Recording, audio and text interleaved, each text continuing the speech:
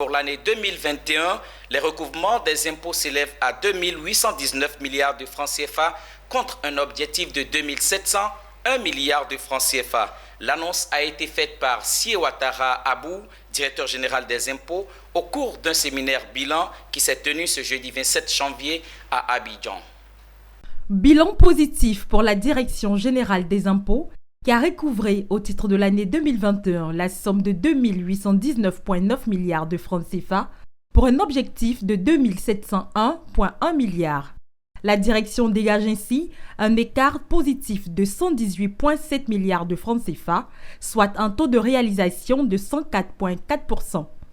En comparaison avec les recettes de 2020 qui s'élevaient à 2 358,7 milliards, ces réalisations sont en hausse de 461,1 milliards, soit une progression de 19,5%.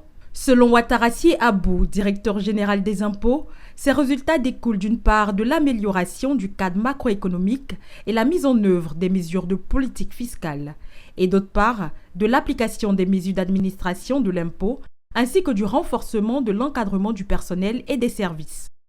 Les 819 milliards, c'est la combinaison de plusieurs facteurs. Il y a le fruit du travail des agents que j'ai félicité publiquement, mais il y a également le résultat d'un certain nombre de réformes que nous avons entreprises au niveau de la Direction générale des impôts et qui sont en train de produire ces réformes-là progressivement leurs effets, notamment la digitalisation. Les perspectives pour 2022 en termes de chiffres, c'est 3 107 milliards qui sont attendus de la Direction générale des impôts.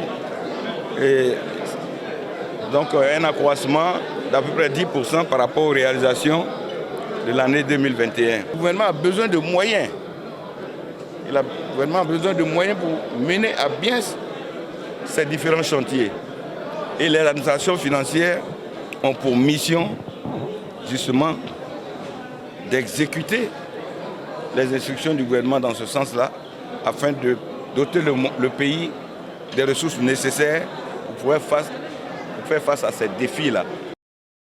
En termes de perspective, des mesures structurelles fortes seront engagées, notamment la poursuite de la transformation digitale de la Direction générale des impôts, l'élargissement de l'assiette fiscale à travers l'accroissement de la population des contribuables, l'aménagement de l'assiette et des taux de certains impôts, ainsi que le renforcement de l'efficacité du contrôle fiscal.